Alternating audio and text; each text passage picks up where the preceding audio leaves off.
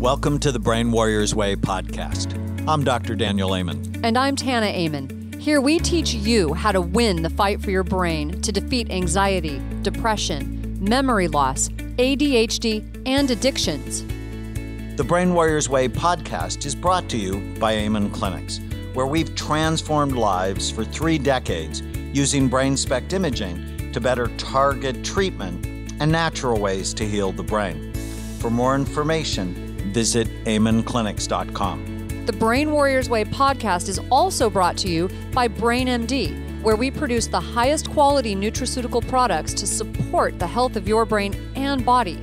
For more information, visit brainmdhealth.com. Welcome to the Brain Warriors Way podcast.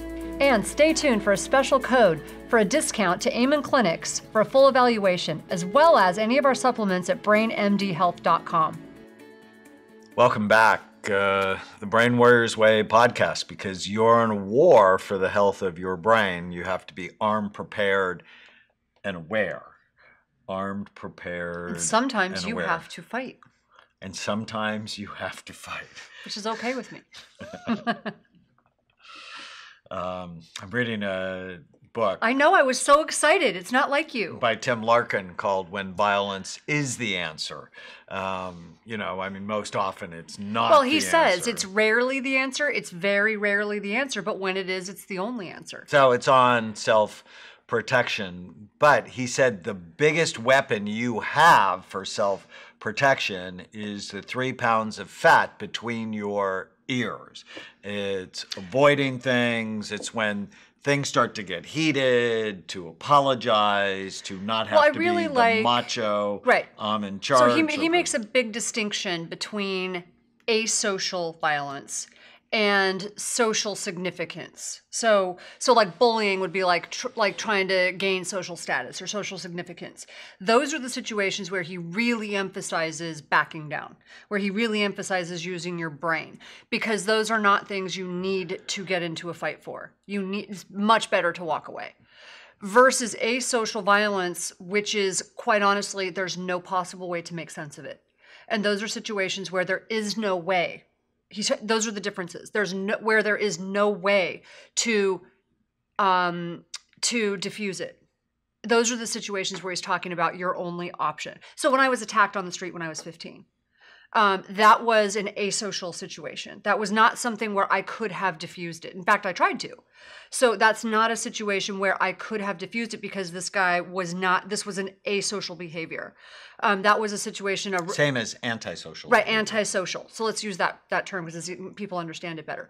In a situation like that, he's saying that, and I was literally drugged down and out, like pushed to a point where I was going to be raped, and Lord knows whatever else would have happened had I not fought back. That's his point. There are situations where you have no other option if you want to survive. And when violence is the answer, it's the only answer.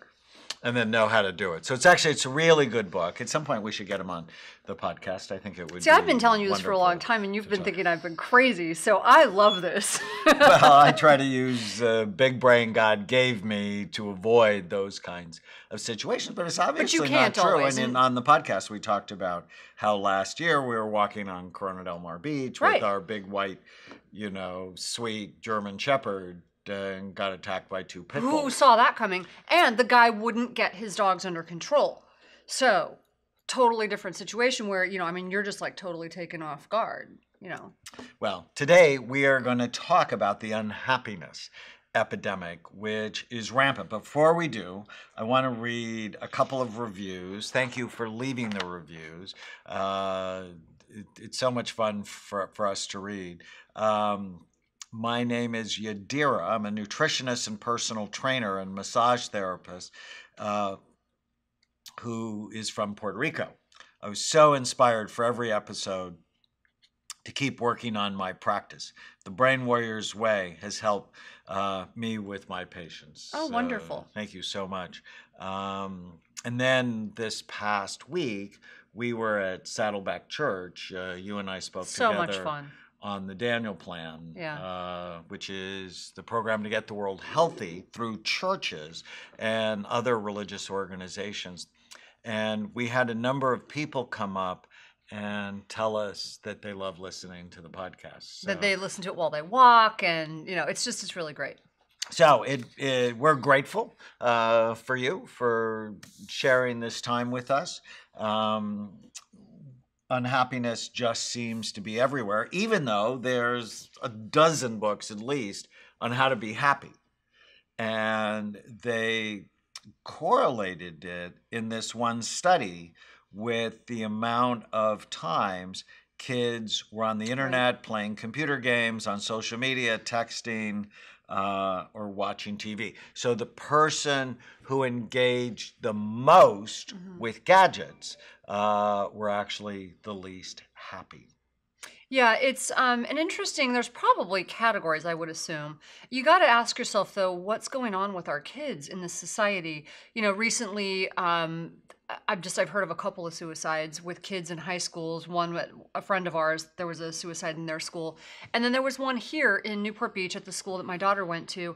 And you think to yourself, these are kids who are socially isolated, they're bullied, No, this kid was one of the most popular kids in school. He was an honor student. He took all AP classes. He was being sought out by scouts. He was on the football team. He was varsity football and varsity baseball. This was a popular kid. And he left 3 suicide notes. So obviously he put a lot of thought into this. He put a lot of thought into it. And one of his notes was to his parents, tragic, just so sad, about how he felt like he was nothing more than this trophy for his parents to show off. Then one of them, now this is his perception, obviously. This does not mean that that's how his parents felt. That's his perception of the world. One of them was to his teachers about how all they care about is test scores and they're not there to actually support kids. And one of them was to students about how they bully kids and they don't support each other. And so he obviously was feeling really intensely isolated in his own way. And as you often say, suicide is a permanent solution to a temporary problem. To a temporary feeling. Right. And this child needed help. I mean, anybody who considers, when you have that much going on in your life and that much going for you, ending your life as opposed to figuring out what you can do. So let's take a biopsychosocial, spiritual approach to unhappiness. I think that will really help our listeners. So we often talk about the 4 circles of why you do what you do and why you feel the way you feel, because it's complicated, right? To have someone that's so successful on the outside who feels so awful and hopeless. And you see these people all the time. Inside. Yes, I do. High-level executives, all the time. Right. There's actually one study from Seattle that said 55% of the U.S. population at some point in their life has thought about killing themselves. And so just having the thought is not abnormal. Acting on it obviously is. So, if we think of any teenager who takes their own life or is chronically unhappy, it could be their thyroid. Oh my God. Talk about that. Thank God I'm not a suicidal person, and I was so attached to my mother. That actually kept me probably from wanting to take my own life. My attachment to my mother and knowing that it would devastate and ruin her. But I wanted to die. I would wish something would happen. And that's when you had thyroid cancer, and as part of the treatment, and I was off of thyroid. They took you off thyroid, and they took your thyroid gland. And nobody explained to me. Just being low on thyroid can cause that. I had no thyroid. Okay. So having hormone deficiencies, having a head trauma. I just saw someone in the hall from South Dakota. And, when you have a head injury, it just literally turns your world upside down. Right. And so the high number of, if you have one concussion, I just read this last week, you have triple the risk of suicide.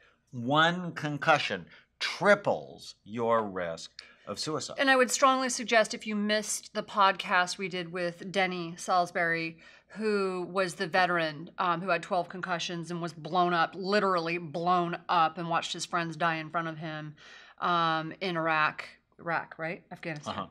Iraq. It was just gut-wrenching. And then he tried to kill himself.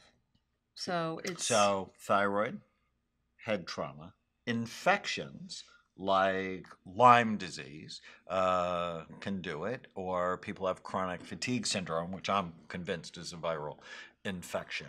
If you have food allergies, remember the one story that we had in our PBS show of the guy that was sensitive to corn, that when he'd had tried to kill himself 3 times. He'd had ECT, electric shock therapy. He'd been on numerous antidepressants. And one of the things we do when people come to Amen clinics is we often will put them on an elimination diet and eliminate gluten, corn, soy, dairy, sugar, artificial colors, and preservatives.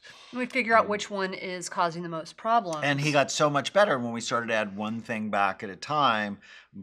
Gluten didn't matter, dairy didn't matter, but as soon as he added back corn, within like 20 minutes, he had the image of a gun in his mouth. Right, and we've had those same stories with things like MSG and red food dye. So extreme stories like that. So what you put in your body matters. There's also environmental toxins like mold and so on. Now, obviously, there are also psychological reasons why people are unhappy.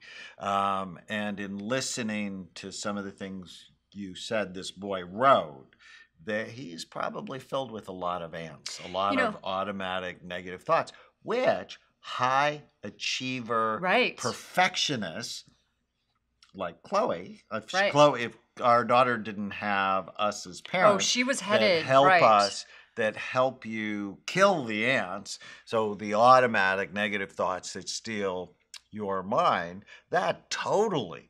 No, we've had to give her a lot of tools. We had this great thing, as we've been talking about on the podcast. We've been sort of emotionally and other ways adopting our your sister and our nieces. And Tamara works at night.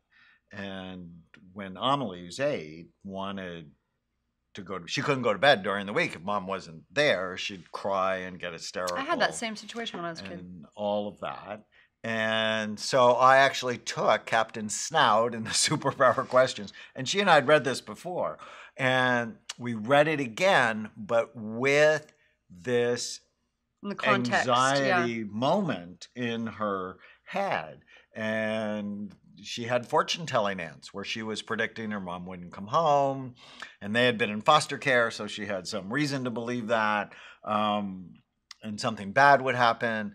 And so she's filled with this undisciplined mind with these ants attacking her and learning how to kill the ants. In fact, she was at our Daniel Plan lecture, and when I was talking about the ants, she's going, "That's my ant, that's my ant." And I asked her recently, I said, "So how are the ants?" And she said, "They're gone. No more ants." I love that. And then there is social reasons why people feel unhappy. So I love yesterday too, when we're talking about all of this. Yesterday we were at church and the message was so appropriate to what we're talking about today. I loved it. It was about Moses and how he was basically adopted into this life of privilege and royalty. And so that he had everything that most people aspire to. He had money, he had title, he had sex, he had food, he had, everything you could want in life. And he gave it up. And what I loved about the message was he walked away from it. He made a decision, a conscious decision, because he chose something bigger than himself. But when they really analyzed what it took to do that, how he had to choose to not care about what society thought. And the whole message was really based on this. Don't choose, don't let your life be dictated by what people think about you. And it was just such a powerful message about how he had. That is so hard, but it's having so been attacked important professionally for the last 25 but so years. Important if you keep your eye on the end game. If you have a bigger mission, right, then their opinion, whoever they are, doesn't matter. And that's what that kid was struggling with. So this kid that killed himself, everybody else's opinions mattered. His teachers with his grades, his parents with status, as opposed to his how he felt. Right. So it's really important to keep your eye on something, have something bigger than yourself that is important. Like our mission is bigger than us. And that makes it possible for you to not care as much about what society, because I love your saying, the masses are the asses. It's really true. I mean, it really is true. I With didn't social come media, up with that. It was my philosophy but it's really teacher. great because with social media and everything that's on the news, that's not what's important. So Well, and always remember this rule, the 18-40-60 rule. It says when you're 18, you worry about what everybody's thinking of you. So true. When you're 40, you don't give a damn So what anybody true. thinks about you. And when you're 60, or in my case, 63, you realize no one has been thinking about you So at true. all. It's part of the People reason. spend their days worrying and thinking about themselves, not you. And literally, just about the time I turned 40, because I used to be just riddled with worry about what people thought. And right around the time I turned 40, I went, who cares? I mean, literally, it was just this weird switch. I'm like, well, what a waste of energy. Well, and when you've seen as many brains as I've seen, you know there's not a lot of them that are super healthy. So. Well, and why do I care what all these people out there who are making bad decisions think? All right, and then one more.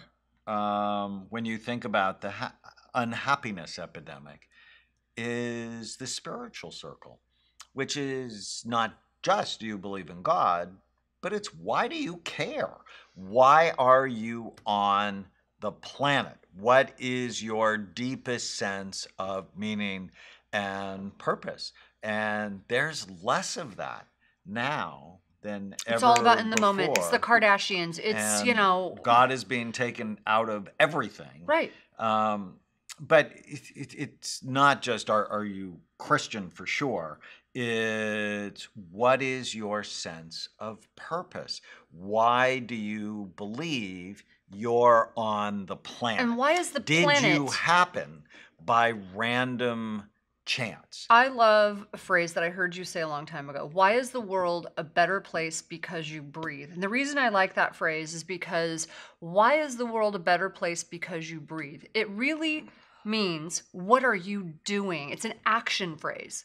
What are you doing to make the world a better place? Don't sit around waiting for the world to make you better. Well, let's give them 4 tips to counteract the unhappiness epidemic. Help so what's someone the else. one biological tip? Well, I was going to tell them help someone else. So biological tip, get your numbers checked.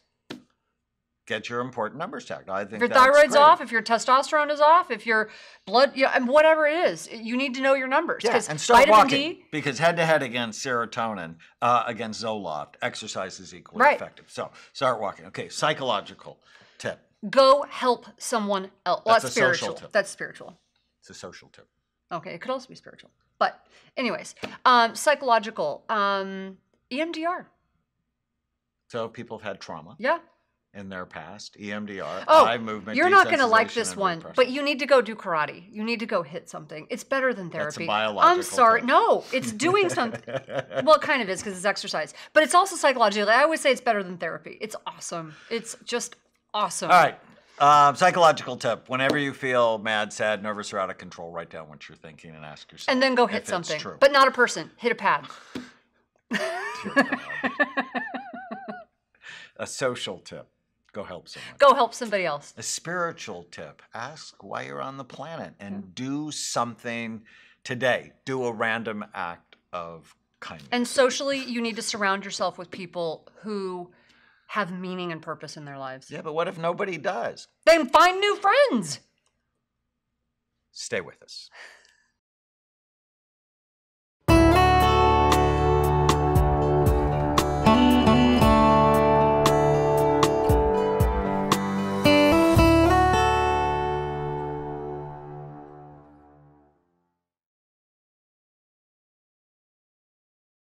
Welcome back to the Brain Warriors Way podcast. We are going to talk about something that is sort of near and dear to my heart today. It's going to sound weird when I say this, but it's about when violence is the answer. Now, I know you're going to initially when I say that, you're going to cringe. It's not about violence for the sake of violence. It's about violence for the sake of self-protection when there's no other answer. Clearly, we always want you choosing something else. I'm talking about self-protection when you are in a situation where there's nothing else. But of course, we're always going to put our brain twist on everything. So I'm a female who has sadly more than once been in a situation where I had to defend myself. So we're not going to minimize in a society like today the fact that you may find yourself in a situation where you have to defend yourself. What we want to do is talk about what's going on in the brain when these things happen, and are there times where it makes sense for people to actually have to fight and defend themselves? Well, the answer is yes. And I'm so you should happy. think about it ahead of time. And you should use the big brain God gave you to avoid situations that make you vulnerable. I remember one of my ADD patients, after I treated her, she came back like a month later and said, I was the kind of person that used to walk in downtown Detroit at 2 o'clock in the morning. I would never do that now. Right. Now that I activated her frontal lobe. Right. So mine are probably a little hyper. I'm probably a little hyperactive with that. a little? Yeah. But I've been attacked on the street by a big white guy in a suit. So just because... Do they know that you're actually planning for the end of the world? I think we've said it more than once. So, yeah. No, I was attacked on the street by someone I did not suspect would attack me. Okay, so first thing is never think you know what is on someone's mind by the way they look. So I was in a training one time. I've been training for a long time because of some of the things that have happened. And in this training, it was a bunch of police officers. And one of the trainers asked everybody, in your mind, because it's rare to be attacked on the street by somebody. It's actually very rare. So he said, what would you suspect that a perpetrator who would just randomly attack somebody would look like? And they were all coming up with these ideas, like gangbanger, like different ideas. And I'm like, it's a white guy in a suit. It's a big white guy in a suit. And everybody kind of laughed. And I'm like, I don't know why you guys are coming up with those ideas. Like, that's very stereotypical. I got attacked by a big white guy in a suit at 8:30 in the morning walking down a busy street. Literally tried to drag me down an alley and rape me. So the idea that I trust anybody just because of the way they look, it's absurd. You use caution everywhere. So I've been training for a long time because of that. Now, when I met you and I started all this training and doing everything that I do, and I've been cautious forever. I mean, we don't ever walk down the beach and I'm not looking over my shoulder, paying attention to where we are. You know, this is just something that I do always. When we travel, I wear an over-the-shoulder purse with metal straps. Like, I'm not joking. So, like, I'm always thinking about it. So let's keep this practical. Right, but when I met you, you thought I was over the top. But as the world is getting the way it is, like, you actually agree with me. There are things we need to be doing. Right, that we actually tend to avoid big crowds. Right. Right, we're on Balboa Island walking, and they were having a big gathering at something. And a big rally. You know. Bye-bye. Let's go the other direction. To be there. So part of it is being thoughtful, social and awareness, being aware. But when you're in a situation, what are some of the things people can do? So the first thing when we talk about social awareness, a lot of people go, well, I don't want to walk around being scared. Let me point out to you, I don't walk around being scared. One of the reasons I don't walk around being scared is because I feel prepared. So I think the more prepared people are, the less scared they have to be. You're empowered with information. So social awareness is the number one thing. Number one thing you learn in training is awareness. The second thing you learn is avoidance, right? So you avoid situations that you think are going to be bad. So I'm walking with my sister in Oregon, and all of a sudden I got this creepy feeling. I got a creepy feeling. I'm looking around behind me, and she's like, what is it? She's completely oblivious. She's not how she lives her life. And she's like, what is the matter with you? I'm like, we need to get off of the street. So I don't know what the feeling was, but as soon as we turned off the street, I saw someone that I knew was going to be a problem. So I will never find out because I left. You just leave. It's avoidance. So trusting your intuition. Yes. Like when we got attacked by the dogs, I don't even know why I didn't want to walk down to the end of that jetty as it was getting dark. But we ended up continuing on, even though I was like, let's turn around. And all of a sudden we got attacked by dogs. So when that voice starts coming up, intuition is not like this weird, like, woo thing. What intuition is if you're paying attention, it's heightened senses. Those of you who have been attacked, especially, or you grew up in chaotic environments when you're young, what your intuition is, it's your senses are heightened. Whether it's your vision, your hearing, all of those senses are heightened to what's going on around you. Pay attention. And this actually fits perfectly with the Brain Warriors Way, because we actually say you need to be armed, aware, and prepared to win the fight of your life, which is the fight for your health. And we often think, there's just bad food everywhere. There are gadgets that steal your attention. There's the chronic negativity from the crisis news network. And it's not just CNN, it's everybody, where, they pour negativity in your head for the ratings. But in addition, because of a lot of bad brains out there are people that are potentially harmful. We actually had in our neighborhood, which is a lovely neighborhood, a couple of break-ins. And they didn't pick my house. And but you called one of your friends who's an LA SWAT officer. Right. And what did he say? Get big dog bowls. He said, okay, so here's the thing. They didn't pick my house. First of all, I have a big dog. Second of all, I have cameras all around the outside of my house. Third, I have a giant dog kennel outside of my house. I have signs that say, smile, you're on camera. So yeah, I've got a lot of stuff going on outside my house. And he told me to add a couple of things. He's like, okay, so let people know you have a big dog. On one side, you've got the big kennel. That's good. On the other side, get a big giant dog bowl and write tank on it. So I did. And I got another big dog collar to let them know I've got a big dog. There should be no mistaking that I have a big dog in my yard. I do have a big dog in my yard. Because criminals don't like dogs. Because they're unpredictable. They're warning signs. And they're unpredictable. It's a good chance of getting caught because dogs are unpredictable. If they get bit, they go to the hospital, they get caught. So they're too unpredictable. They're more afraid of dogs than they are of alarms. So that's why the dogs are better. And having animals have been shown to help you live longer, right? If you have meaning and purpose, you have to feed them, love them. They give you love back. Right.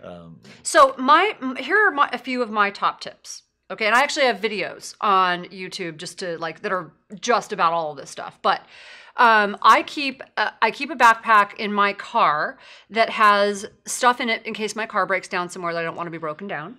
And in that backpack, it's like my emergency road warrior kit. Okay, so like I said, I've got another video where we talk about all the things that are in that. But it's my emergency road warrior kit. It's got everything I need. I never let my gas tank get below 50%. People never think about that.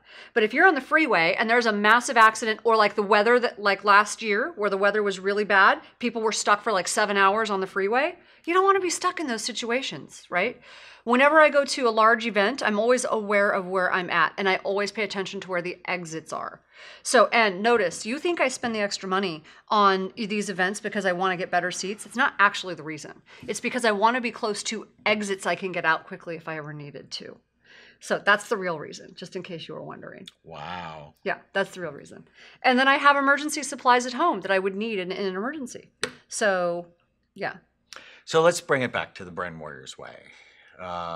So being armed with great information, right. Being aware, I keep talking about my nieces, but I love the fact that when we go to the store, we go to a restaurant, they know what's good for them or bad for right. them, right? So they're aware of it, and they can choose to make a bad choice.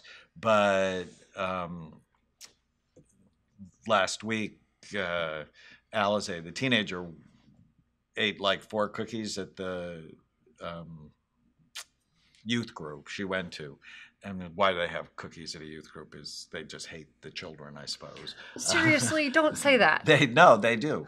You have to be serious. You're a warrior or you're a wimp. I don't know what else to say. But she felt so bad that she's aware of how the food made her feel. That's what we want for you. And she knows she has to be prepared that if she's going to go someplace where they may not have good food, to either eat ahead of time or take something with her. So it's still a war, right? You're talking more about physical violence. This is clearly health violence against our population. So I'm confused because we were talking about violence. But Well, but we call it the brain warrior's way, right? A lot of people didn't want us to call it the brain warrior's way because, people don't want to be in a war. But, my favorite New Testament verse is know the truth and the truth will set you free. You're in a frickin' war. Right. When 40% of the population is obese, not big boned, obese, this is a huge problem. I'm going to redirect for 1 second because I'm still fascinated. You got to meet Tim Larkin and you got his book. I'm going to redirect for a moment again because I really like what he said. He met you and he's a huge fan of your work. And I'm excited because he actually got you really excited about self-protection and thinking about this stuff. Yeah, but he said... Thinking about how I could break someone's arm in 2 places. But I've known that for a long time. So that's actually... I've already known that and how to do a lot of other crazy things. But he said that he agrees that your best self-defense weapon is the 3-pound mass between your ears, right? No question about it. Right. So in some cases, it's diffusing a fight. In most cases, I'm going to actually go so far as to say, don't go there to begin with. Like, just, you see it. Females are really good at this usually. Usually if we're not like oblivious, you don't want to be like having your hands full, putting a baby in a car seat, not paying attention, like those types of things. And having headphones earbuds, number one thing. That decrease your awareness. So it's taken, hundreds of thousands of years, millions of years to develop a defense mechanism, which is hearing. And yet we block it out. So when we're main outside. Reasons women get attacked are earbuds in their ears, or they've got their hands full and they're not paying attention, or they're on their phones doing something. So be aware. But when women are aware, they're really good at like, oh, exit stage left, I'm going to go the other direction. So, and the other thing is women have this, sadly, they have this thing about being polite. Someone says something to you that gives you the creeps, and we are taught to be polite no matter what. Yeah, no. So, no. Say something rude and apologize later if you're wrong, or just leave. I've always told my daughter, be rude if you need to. Is that why you're not polite? Yes. And then apologize later if you need to. Be assertive, get out. Don't sit there and carry on a conversation. I don't think they mean that toward your husband. No, I'm not. No. So those are some of the big tips. 3 takeaways. Yes. I already told you. Like, make sure you are always prepared. Keep stuff in your car.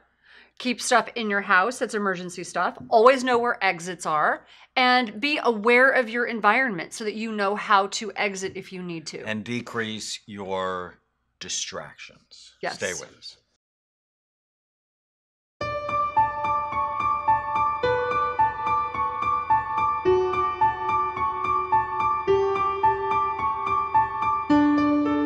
I will embrace my many strengths. I will not be tormented by my past. I will find the right balance. I will be calm and courageous. I will be free. I am not just bipolar. I am not just autism. I'm not just depression. I'm not just ADD.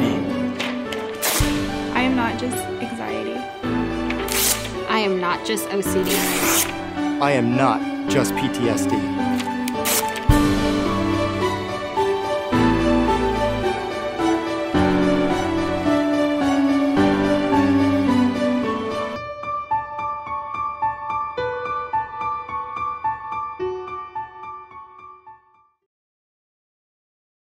Welcome back. School shooters are just, the news of this is heartbreaking, repeated, and it's really a national crisis. It's a national scandal. When I was at the White House, it was actually one of the discussions that we had.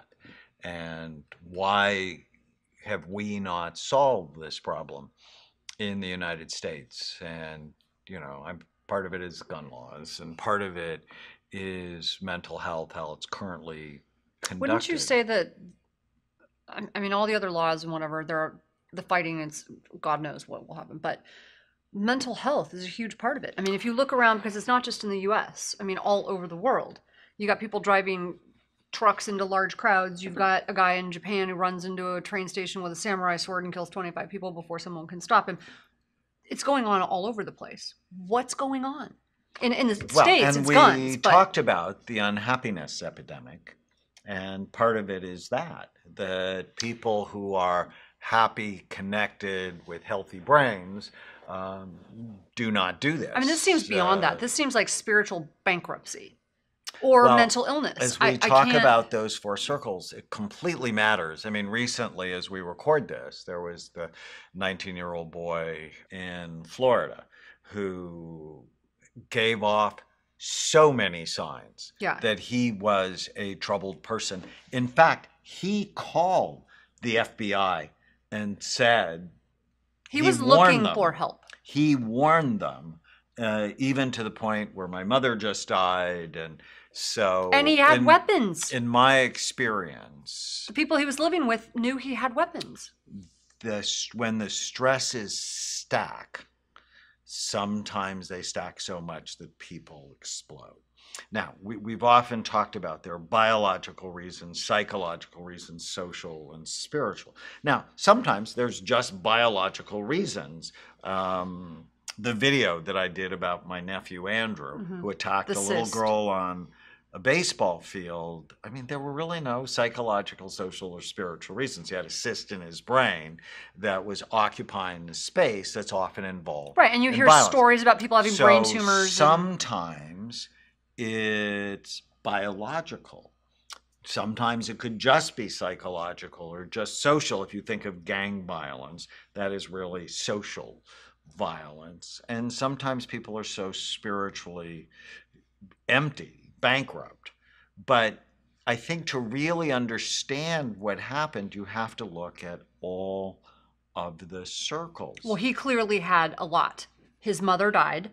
Well, he'd been diagnosed and medicated for depression, dyslexia, ADHD, and autism. Right. So clearly there was something not right in his brain. Now, of course, probably nobody scanned him, and no one had really been thinking what's the matter with his brain.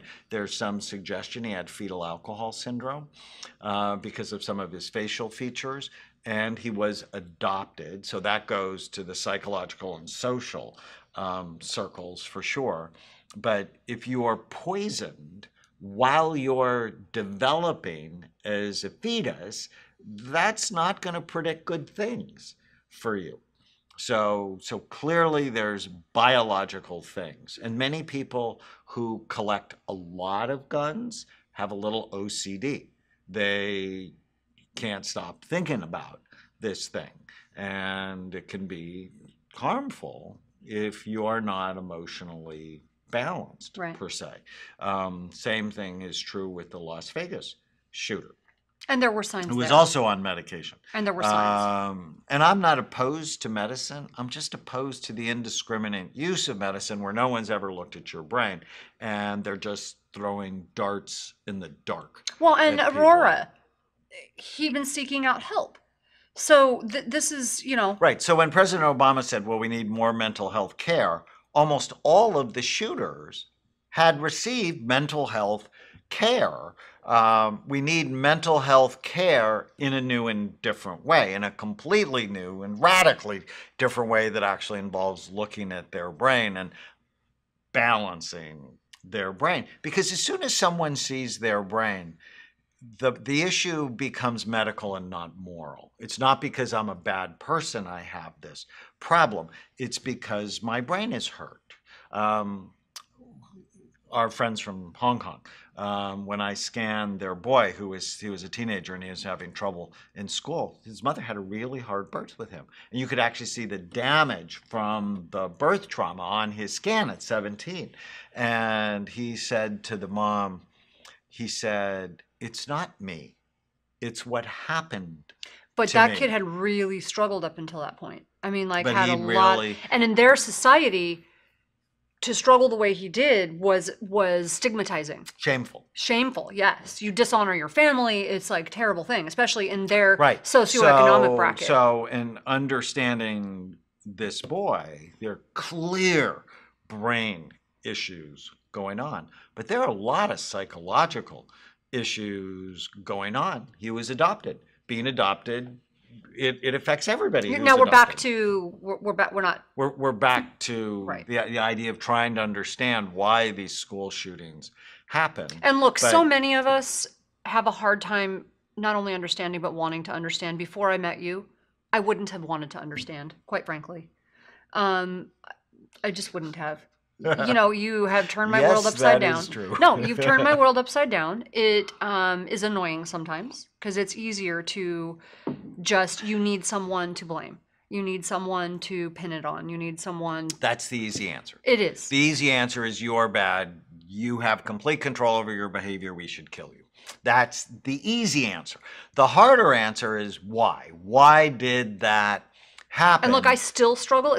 I'm just being very candid here, and I'm probably going to get people on this show who hate me for saying this. Nobody could hate Oh no, you. they can. I'm not that. It's easy to not like me. So, but here's the truth. I don't find it easy. not to Here's like the you. dirty truth. The really awful, ugly truth is that I still struggle and I squirm because there's a part of me that especially somebody who grew up in a really not easy environment and who's been attacked or who's been in a bad situation.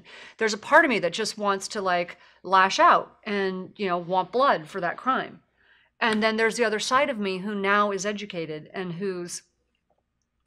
this kid sought help. This kid needed help. This kid reached out to the freaking FBI telling them I'm a risk. I'm a threat. Repeatedly.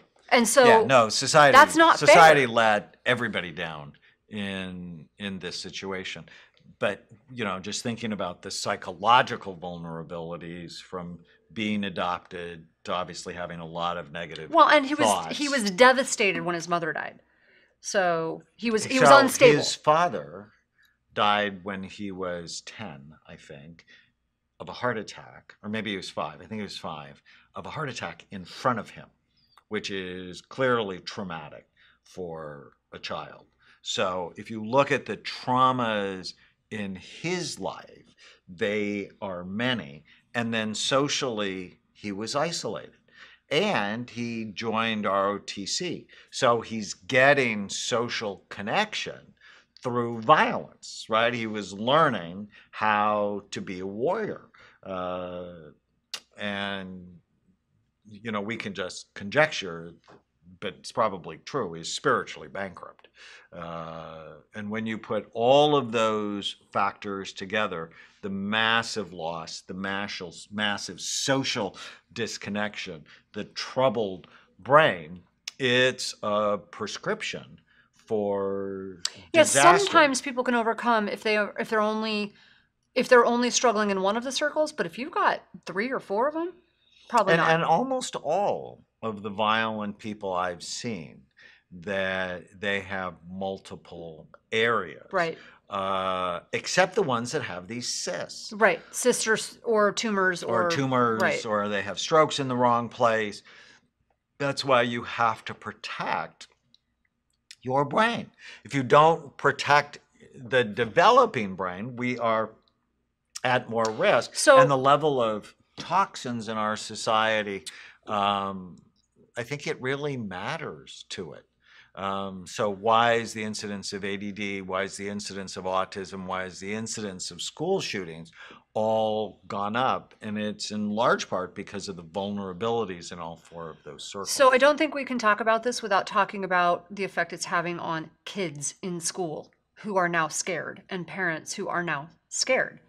So and they should be. They Parents should be. are buying tracking devices Right. for their children so they know how to get to them immediately. Well, I've had it on my phone for Chloe forever. so I've always had one on there. I know where my whole family is. I know how fast all of you drive, and I know exactly how much battery life you have left on your phones. So just FYI, the NSA's got nothing on me. So yeah, I've had Do that. you want to tell them the app? So, because they're going to Yeah, Life 360. It's awesome. So it's amazing. So I love Life and 360. they know your every move. Yes, I know so they can all of their market to you. moves. Yes. So I really like it, but in addition, I mean, this is a day and age where, and it's not why we did it, but I'm actually grateful now that Chloe's homeschooled. I'm incredibly grateful. 2 days after that shooting, there was a lockdown at my daughter's school. They found a kill list in one of the kids' backpacks. So, and he was suspended and showed up at school. So craziness. It's just craziness. And I'm not sad that I don't have to worry about that. So intervening is making sure as a society that our children are healthy biologically, so their brains are healthy, in their other words, do minds your are part. healthy, the social connections are healthy, and they have a spiritual core. So to that point, I think we need to do our part, and as a society and as parents. Okay, so what I mean by this is there was a child at Chloe's school who clearly was troubled. Doing what we do, I'm only guessing that the child had autism, but it was pretty significant. He would fight with other children. Teachers didn't want to deal with him. And I knew the mom, and the mom would, for some reason, she would talk to me all the time. And this mother did not ever want to admit her child had a problem. It was just devastating to her to admit that her child had a problem. So she would not go get help. She would not have him diagnosed with anything. And that is a disservice to the child. So this child grew up basically being isolated from other kids, and that's why he was mean. Kids were mean to him, so he was mean to other kids. That's a big part of it. So now we've got this problem. Now, the parents and the kids now are being mean to this child. So we need to do better both ways. So that mom needs to be more aware and not in denial that her child has a problem, but also other parents and other kids need to not make it so hard for people to get help and not stigmatize so much. And you know what I'm saying? So if we were better as a society together, it would probably not be as difficult for people to acknowledge that their children need help. That's one thing. The other thing is educating your kids. So do your part about getting some education about what to do if there's a problem on school campuses. Schools do what they can, which isn't much. It's just not much. So well, they have thousands and thousands of children. Right. So join the PTA. My suggestion is join the PTA, organize some meetings, get people like, my friend, we actually had him come to our office and do a training. My friend who's a police officer came to the office to do some training, and literally the next week it paid off. So we had someone ended up not being a real threat, but we had someone who, it was a scary situation for the staff, but they handled it smoothly. So we want you to be paying attention, do your part. Don't just be scared and blame other people, get involved. Well, and do your part in those 4 circles. Right. What can you do biologically for your children, psychologically, socially, and spiritually? So organize some meetings. That's what I would suggest. Stay and with train us. your kids. Use the code podcast10 to get a 10% discount on a full evaluation at amenclinics.com or on our supplements at brainmdhealth.com. Thank you for listening to the Brain Warriors Way podcast. Go to iTunes and leave a review, and you'll automatically be entered into a drawing to get a free signed copy of the Brain Warriors Way and the Brain Warriors Way cookbook we give away every month.